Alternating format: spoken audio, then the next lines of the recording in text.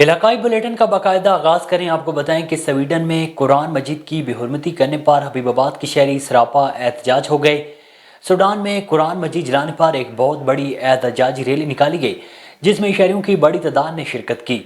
Sweden میں قرآن مجید جلانے پر حبیب آباد کے شہری سراپا احتجاج ہو گئے۔ سویڈن حکومت کے خلاف تحریک لبیک حبیب آباد، جمعیت اہل حدیث حبیب آباد، صحافی برادری، تاجر برادری، سول سوسائٹی اور سیاسی و سماجی شخصیات کی طرف سے احتجاجی ریلی نکالی گئی۔ ریلی میں کافی تعداد میں شہریوں نے شرکت کی۔ ریلی کے شرکاء نے ہاتھوں میں پلے کارڈز اٹھا رکھے تھے جن میں مسلمانوں کے جذبات کے کھیلنے والوں کے خلاف احتجاجی کلمات درج تھے۔ ریلی کے شرکاء نے حکومت پاکستان سے مطالبہ کیا ہے کہ پاکستان سے سویڈن کے سفیر کو ملک بدر کیا جائے اور سرکاری سطح پر حکومت پاکستان سوڈان کے خلاف سخت احتجاج ریکارڈ کروائے۔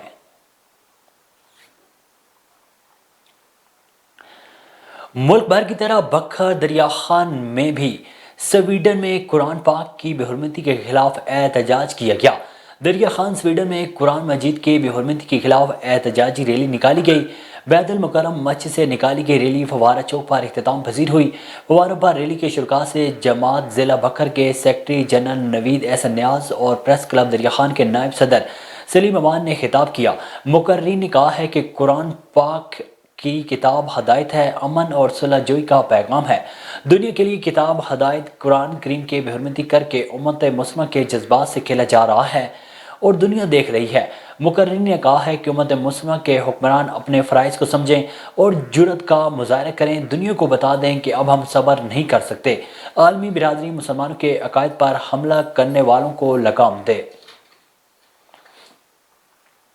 چیچا وطنی کا جہاں انٹرنیشنل ہیومن رائٹس موومنٹ تحصیل چیچا وطنی کے وفد نے سویڈن میں قرآن پاک کی بے حرمتی کرنے والوں کے خلاف سخت احتجاج کا مظاہرہ کیا گیا۔ اقوام متحدہ کے مبصر اور عالمی صدر انٹرنیشنل ہیومن رائٹس موومنٹ کی ہدایت پر ملک گیر پرامن احتجاج ریکارڈ کروائے جا رہے ہیں۔ احتجاجی مظاہرے میں مدارس کے علماء اور وفد کے عہدیداران، وائس چیئر پرسن سدرہ بطول، صدر ملک ناصر عباس، انفارمیشن سیکرٹری اعزاز تبسم اور ڈپٹی انفارمیشن سیکرٹری فوجی حنیف بھٹی نے شرکت کی۔